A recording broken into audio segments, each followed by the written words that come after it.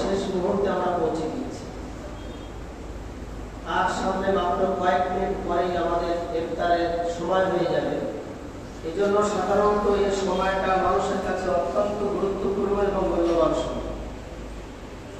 আর এমনিতেই আল্লাহ তাআলা রমজান মাসকে বরকত দিয়ে সাজিয়ে দিয়েছে।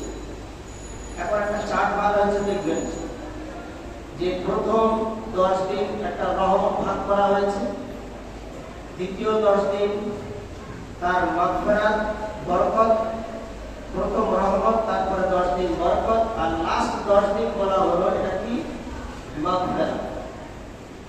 এখন এই ভাগ আল্লাহর কাছে চলে। হয়তো দুনিয়ার চার্টে আমরা এগুলো লিখে রেখে দিয়েছি।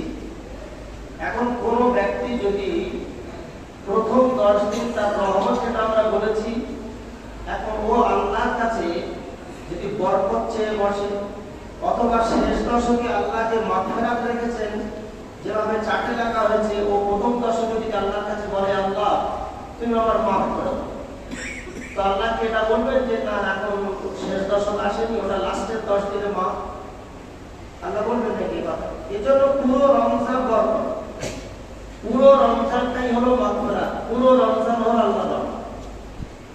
যে কোনো সময় রাত দিন 24 ঘন্টা চাইতে পারে, এটা ঠিক নয়। এটা ভাগ করে মানুষদেরকে একটা বিপদে ফেলে দেওয়া হবে। এই জন্য প্রথমে আমাদেরকে এটা ধারণা করতে হবে যে মাহে রমজান, পবিত্র রমজান মাসটা পুরোটাই বরকত, পুরোটাই রহমত, পুরোটাই আল্লাহর মাগফিরাত, এখানে আল্লাহ তাআলা চলছে। দ্বিতীয় কথা হলো এটাই, আল্লাহ তাআলা এত সওয়াব এই মাসে বাড়িয়ে দেন, মানুষ শুধু নেওয়ার অপেক্ষা, আল্লাহ মাফ করতে থাকে।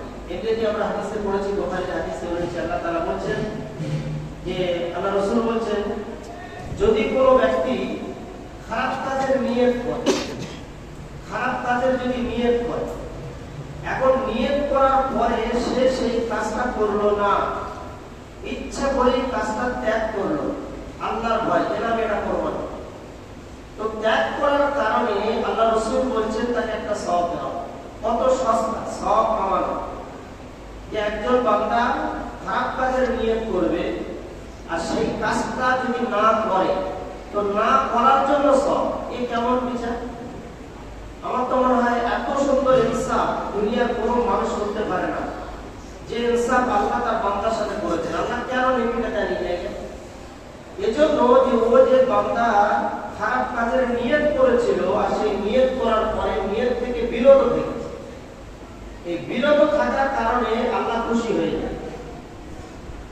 আর যদি সে কাজটা করেও ফেলে, একজন বান্দা খারাপ কাজে নিয়ত করেছে আর সে কাজটা অলরেডি বাস্তবায়ন করেছে, তাহলে কি হবে?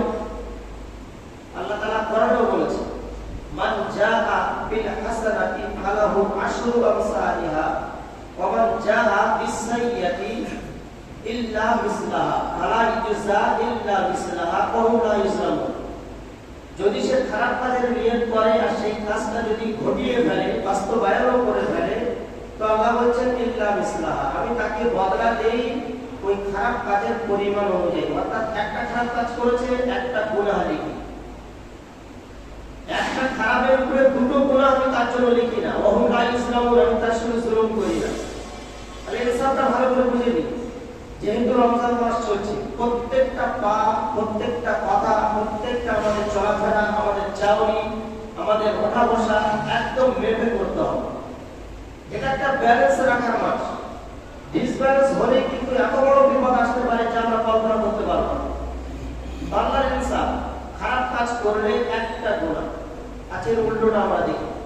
আল্লাহ রাসূল বলছেন যদি সে কোনো একটা ভালো কাজ করার নিয়ত করে, এখন করেনি কিন্তু নিয়ত শুধু করেছে যে আমি 10 টাকা অমুককে দান করবো, আমি অমুক ভাইকে ইফতার করাবো, এটা ভালো কাজ, নিয়ত করেছে। এই নিয়ত করার পরে কাজটা যদি বাস্তবায়ন নাও করে, তো কোরআনে বলা হচ্ছে মান জাআ বিল হাসানাতি ফালাহু আশরু আমসালিহা। বাস্তবায়ন করলে তো 10, আর 10টা বাড়তে বাড়তে 700 পর্যন্ত বেড়ে যেতে পারে, কিন্তু বাস্তবায়ন এখনো মোটেই করেনি। আল্লাহ রাসূল বলেন তাকেও একটা সওয়াব দাও। কেন সওয়াব দেওয়া হবে? ও তো কাজই করে, যেহেতু ভালো কাজের নিয়ত ভালো। এখন বেচারা যেই নিয়ত করেছে একটা সওয়াব খাতায় আমলনামায় লেখা হয়ে গেল। আর যদি নামাজ পড়ে তাহলে আল্লাহ বলছেন 10, ফার্স্টে বসিয়ে দেওয়া হবে 10। এবার ইখলাসের বুনিয়াদে ওই 10টা বাড়তে বাড়তে বাড়তে বাড়তে 700 গুণ পর্যন্ত বেড়ে যেতে পারে। এত সুন্দর অফার আল্লাহ তাআলা আমাদেরকে দিয়েছে। এজন্য এটা অত্যন্ত একটা বরকতপূর্ণ মাস। আল্লাহ তাআলা এই রমজান মাসের রোজাটা আমাদের কাছে ফরজ করেছেন। এটা একটা মানুষ ডিসব্যালেন্স হয়। কেরকম আমরা হয়ে যায়, সারা বছর 11টা মাস মানুষ যখন খেতে থাকে, তো খেতে খেতে খেতে খেতে 11 মাস এই একটা পশুর সাথে আল্লাহ তুলনা করেছে। এই একটা পশুত্বের স্বভাবের মধ্যে বাস্তবায়ন। আর এটাই বাস্তব।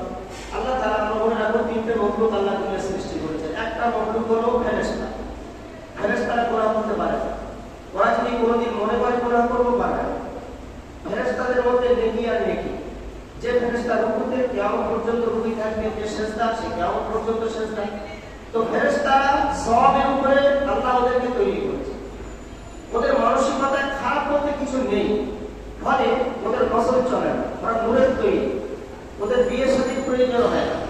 মানে গুনাহ করার যতগুলো উপক্রমগুলো আছে, এই চাহিদাগুলো আল্লাহ সবগুলো শেষ করে দিয়েছেন, দিয়ে ওদের নূর দিয়ে বানিয়ে দিয়েছে। কিন্তু ওরা নেকির কাজ করতে অভ্যস্ত, নেকি ছাড়া ওরা কিছু জানে না। এই জন্য ওদের উপরে আল্লাহ তাআলা স্বাধীনতা তুলে দিয়েছে। এরা স্বাধীনভাবে কিছু করতে পারে। ওরা যদি মনে করে যে একটা খারাপ কাজ করবো, পারবেই না, স্বাধীনতা নেই না। ওরা ভালো লোকের প্রতিষ্ঠিত। কিন্তু এর অপোজিটে আমরা একটা মখলুক বানিয়েছেন যারা ভালো বলতে কিছু জানে না। সারা দিন হালাল নেই, হারাম নেই, জায়েজ নেই, নাজায়েজ নেই, কোনটা বৈধ কোনটা অবৈধ এদের কাছে ওসব জ্ঞান প্রয়োজন নেই। এরা শুধু গুনাহের উপর প্রতিষ্ঠিত। মানে খারাপ কাজ আমাদের নিয়ে করে, সেটা কি জন্তু জানোয়ার, জীবজন্তু জানোয়ার। একটা গরু, ছাগল, ভেড়া, তাদের জীবন আচরণ আমরা 24 ঘন্টা দেখি, যে ওদের খাওয়ার কোনো ব্রেক নেই। ওরা খেতে খেতে পেট যখন ভর্তি হয়, হারাম খেলো কি হারাম খেলো কোনো বাদ বিচার নেই, বাড়ি ফিরে চলে আসে। আমার পেট খালি হয়ে গেল, বাইরে চলে যায়। পেশাব লাগলো সেখানেই পেশাব করবে, দাঁড়িয়ে অবস্থা তো দাঁড়িয়ে, বসে তো বসে। এই জন্য এদের কোনো হারাম